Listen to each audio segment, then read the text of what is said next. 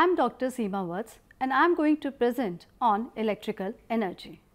All of us have the experiences of lighting in the sky during thunderstorm, seeing a spark or hearing a crackle from synthetic clothes during dry weather. Well, this is all static electricity. Electrical energy we obtain from various sources like battery, powerhouses, etc. found wide variety of applications in our day-to-day life. It provides heat and light. It powers big machines, appliances and tools at home and in industries. For example, radio set, computers, television, vacuum cleaners, washing machine, mixer and grinder, X-ray machines, electric train, etc. Here in this lesson, we shall study the nature of electricity and way of its working. I am going to tell you in this chapter about how to identify two kinds of electric charges and describe the Coulomb's law, define the terms electrostatic potential and potential difference, define electric current, will state Ohm's law and define electrical resistance of a conductor. Also, we will be talking about computing the equivalent resistance of a number of series and parallel combination of resistors, the heating effect of current and the unit of electric power and electrical energy in commercial use and solve problems about these. Let us discuss what exactly is electrostatics. You must have observed that a plastic pen, when brought near a piece of paper, does not pick up small pieces of paper. But if you rub the pen through dry hair and bring it close to a small piece of paper, you will notice that the bits of paper are attracted towards the pen. Do you know why this happens? This happens because the pen gets charged or electrified when you rub it through the dry hair. The electricity or the charge developed on a body on rubbing with another body is called frictional electricity or static electricity. If we roll the pen between two hands, then try picking up the paper, then what will happen? The pen would not attract the bits of paper. Why does this happen? Because some bodies acquire electric charge on rubbing, but if it is touched to a conducting body or let us say a human body in contact with the ground, the charge leaks away to the earth. What do you infer from these activity?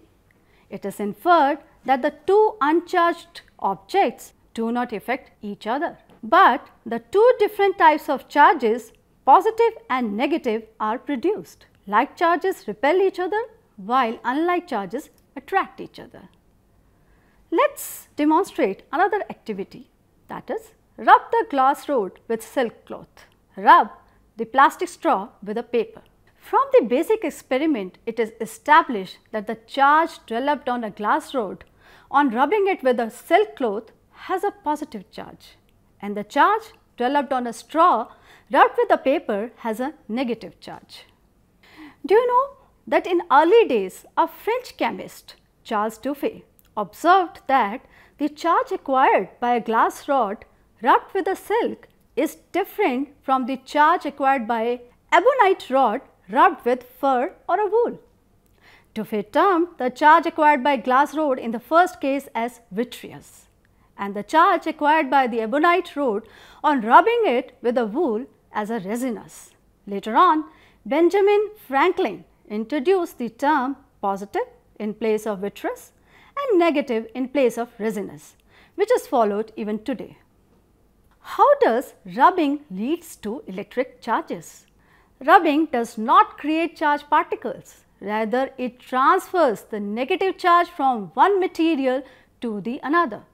The material from which the negative charges have been transferred gets an excess of positive charge, and the one which receives the negative charge becomes negatively charged. On the basis of these observations, we have conservation of charge. It states that total amount of electric charge in an isolated system does not change with time. That is, the total amount of charge of an isolated system always remains constant. Coulomb presented the inference of his experiments in the form of law, which is called as Coulomb's law.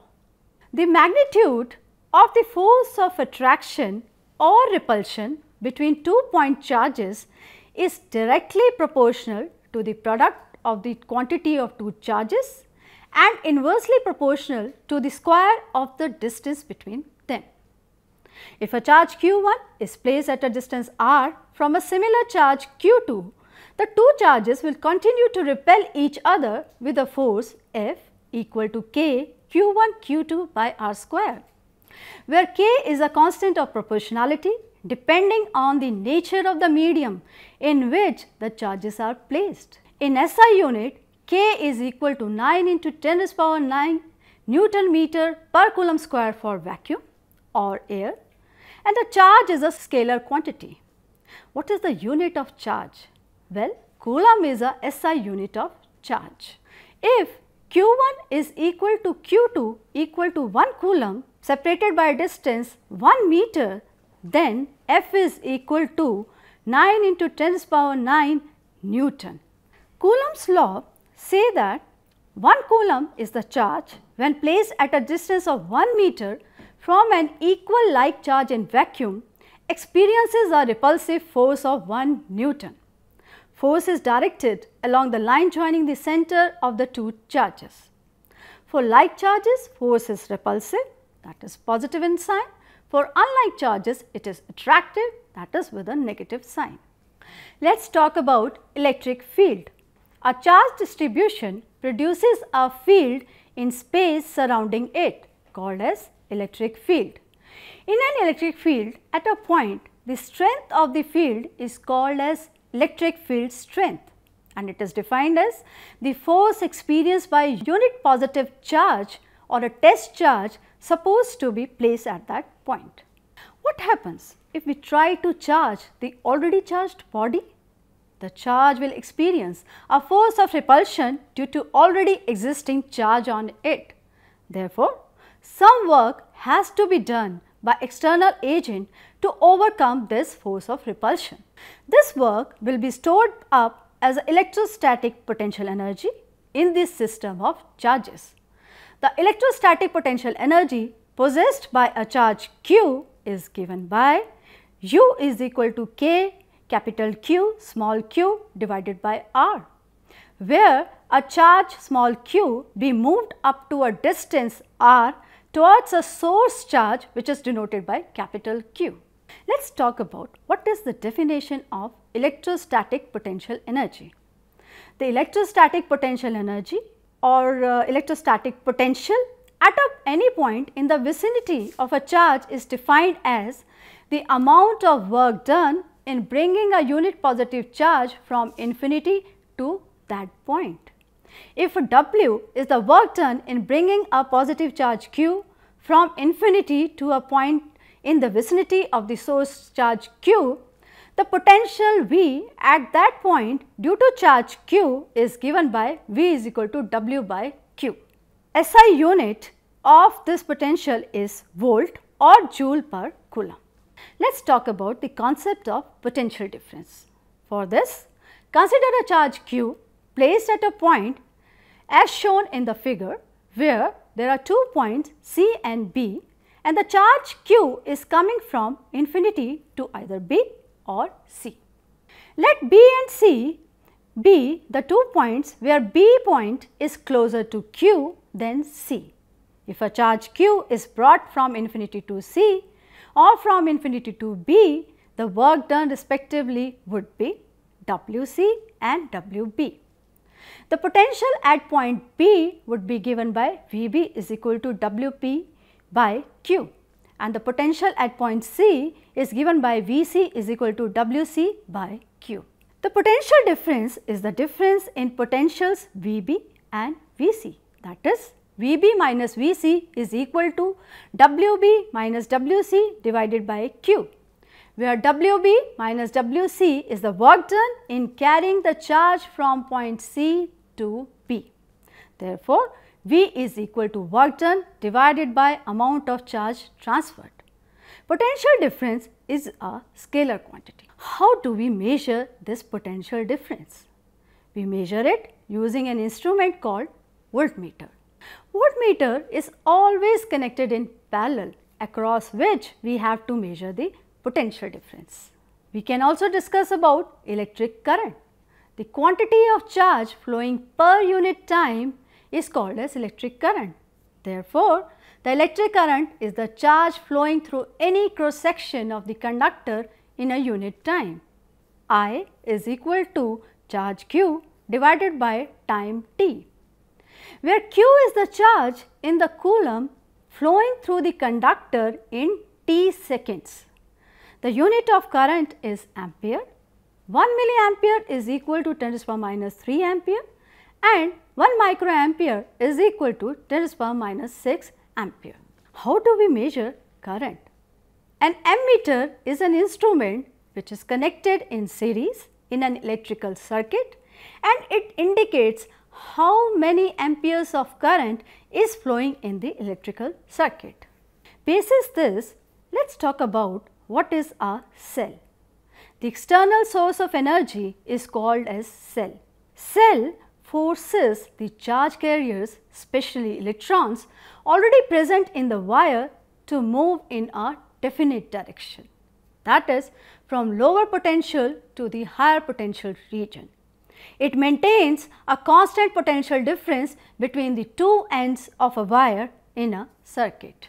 The combination of cells is called as battery. One of the earliest and simplest devices capable of producing steady current was invented by Alessandro Volta, named as Voltaic cell. Batteries are good source of direct current. The question arises, what is direct current? Direct current means the electric current is flowing in one direction only in a circuit. Let us talk about conductors and insulators. Well, conductors are the materials which allow the electric current to flow through them quite freely. Examples are metals like silver, copper, aluminum, while insulators are the materials which do not allow electricity to flow through them freely. Examples are rubber, glass, bakelite, etc. Now, there is another important thing to be discussed, and that is resistors. The electrical resistance is the tendency to resist the flow of electric current. A wire having a desired resistance for use in an electric circuit is called as resistor. It is represented by a symbol. What is the use of resistance? Resistance in a conductor causes part of electrical energy to turn into heat, so some electrical energy is lost along the path. It is this resistance which allows us to use electricity for light and heat. We receive light from electric bulb and heat generated through electric heaters. Since we have now known to these terms, we should talk about Ohm's law. What is Ohm's law? For this, connect the fixed resistor, ammeter, tricell, plug key, rheostat in series and voltmeter in parallel to resistance. Here V is equal to Ri. What do you observe? When we connect this circuit, we see on increasing ammeter reading, voltmeter reading increases in the same proportion, and the voltage current graph is shown to be a straight line in this figure. What do you conclude from this? Well, the current flowing through a wire is directly proportional to the potential difference applied across its ends, that is, V is proportional to I, and when we remove the proportionality sign, we have V is equal to Ri. Here R is a constant of proportionality and is called the resistance of the given metallic wire. Therefore, the Ohm's law states that the current flowing through a conductor is directly proportional to the potential difference applied across the ends of the conductor, provided the temperature of the conductor remains the same. There are certain points to be pondered about. That is, the resistance of the wire is directly proportional to the length and inversely proportional to the cross section area. That is, the longer the wire, more the resistance. The thicker the wire, lesser the resistance. More the width, lesser the resistance. If by sheer chance the temperature of the conductor increases, then its resistance also increases. R depends on the nature of the material. That is, a copper wire has a lesser resistance than the iron wire. R is inversely proportional to the cross-sectional area. R is a scalar quantity and its unit is ohm, denoted by the symbol omega. We can have two different combinations of resistors, series combination and a parallel combination. In a series combination, we have R is equal to R1 plus R2 plus R3, that is, the equivalent resistance of the three resistors connected in series is equal to the sum of their individual resistances, while in parallel it is 1 by Rp is equal to 1 by R1 plus 1 by R2 plus 1 by R3. That is, the sum of reciprocals of the separate resistances is equal to the reciprocal of equivalent resistor Rp.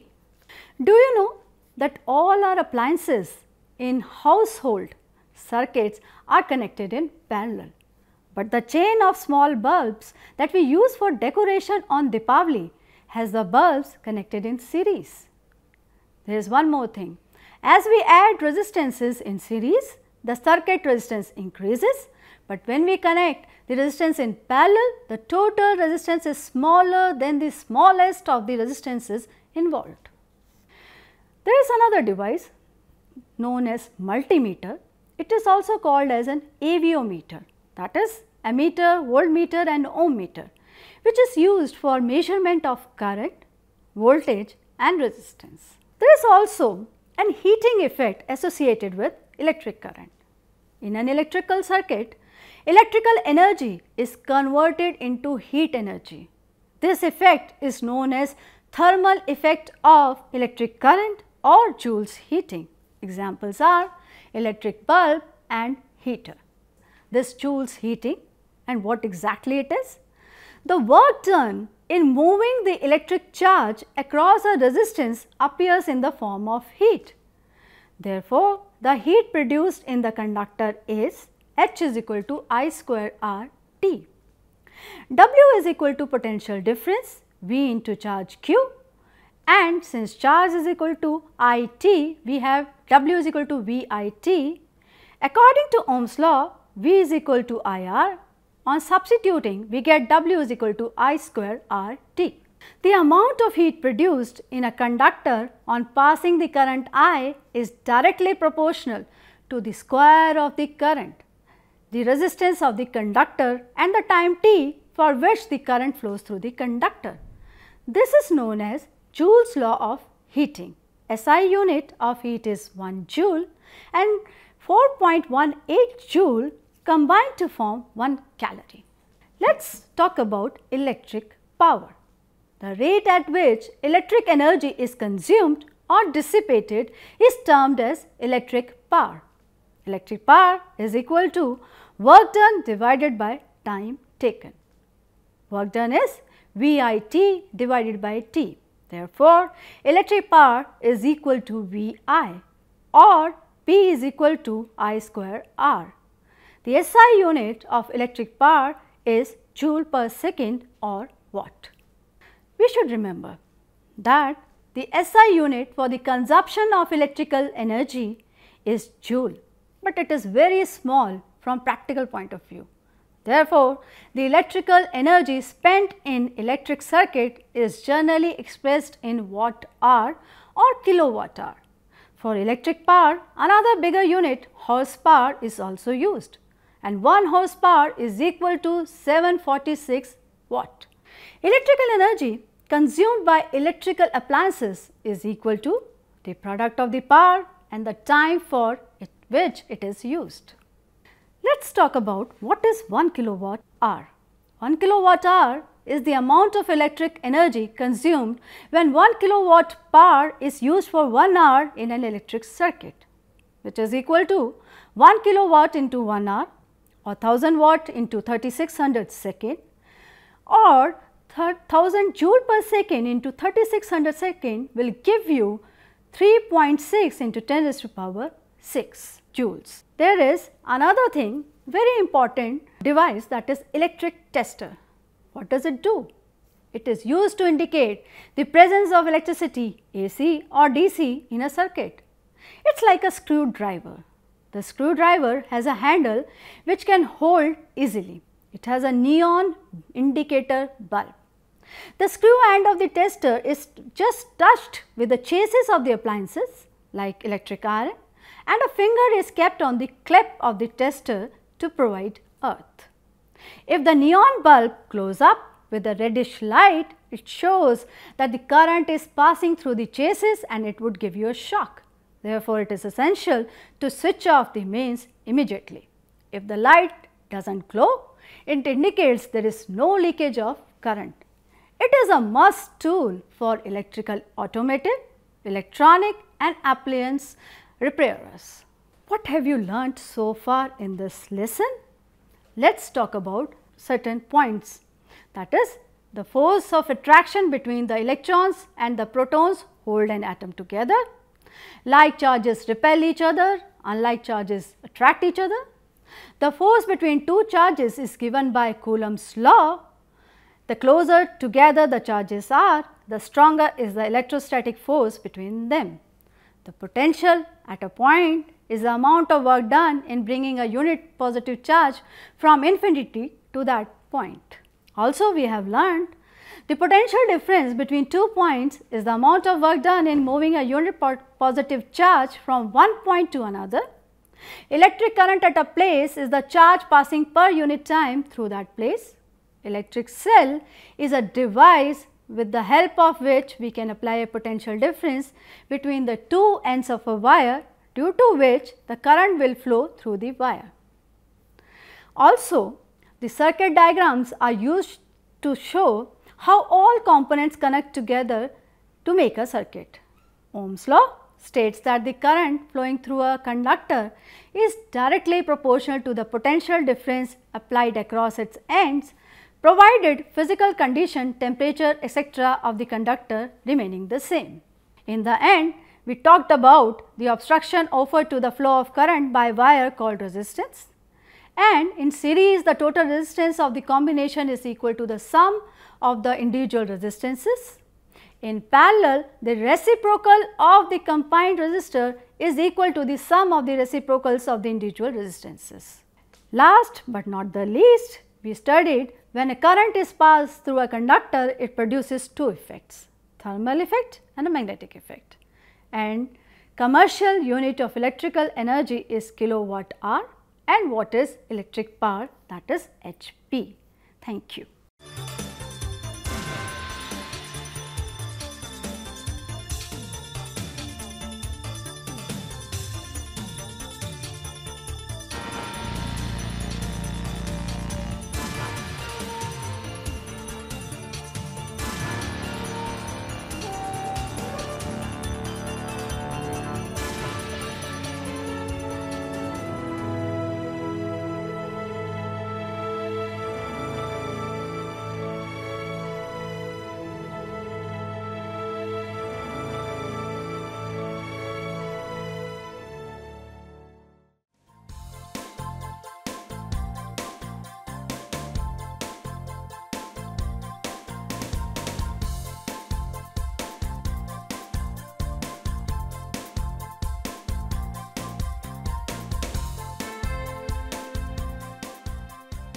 घर बैठे पाएं राष्ट्रीय मुक्त विद्यालय शिक्षा संस्थान यानी NIOS में एडमिशन, वो भी एकदम आसान तरीके से, जिससे शिक्षार्थियों को होगी समय और धन दोनों की बचत।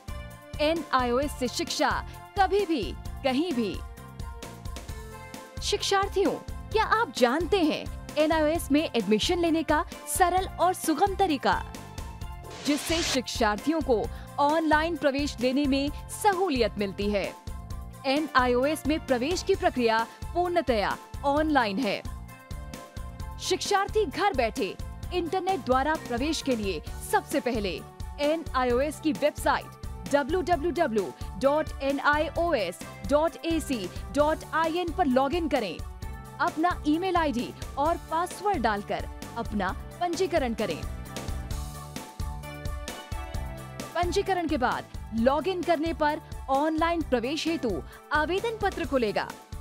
आवेदन पत्र को निर्देशानुसार भरें और प्रिंट आउट लें। इस प्रिंट आउट पर अपनी फोटो संलग्न करें। ऑनलाइन प्रवेश के लिए शुल्क हेतु भुगतान के तरीके हैं: क्रेडिट कार्ड के द्वारा, डेबिट कार्ड के द्वारा, राष्ट्रीयकृत बैंक के ड्राफ्ट के माध्यम से, जो कि सचिव NIOS नई दिल्ली या नोएडा के पक्ष में देय हो।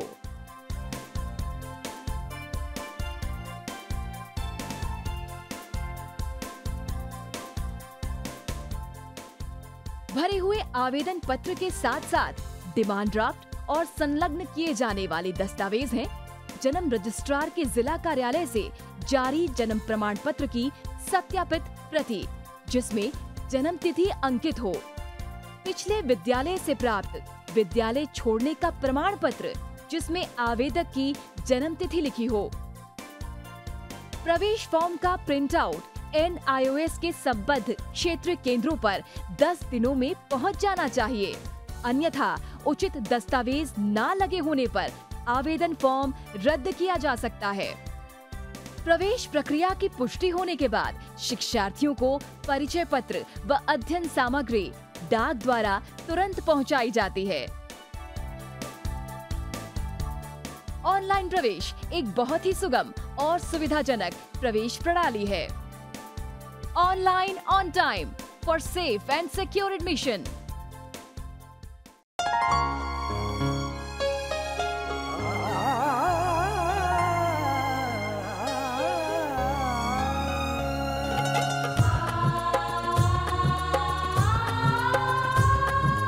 जीवन ये प्रकाशित करने, राहों को आलोकित करने, हम अपना दीपक स्वयं बने, हम अपना रास्ता स्वयं चुने।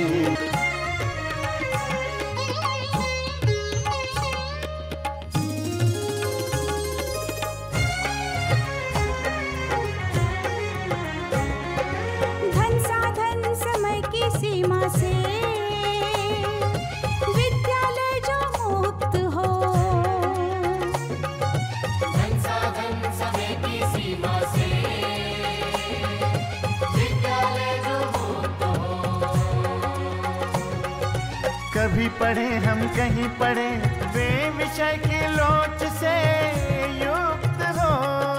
मित्रों हम उठे और जागे, मंजिल आने की ध्वनि सुने, हम अपना दीपक स्वयं बने, हम अपना रास्ता स्वयं चुने, कोई मन चाहा केंद्र चुने, स्वयं बने, हम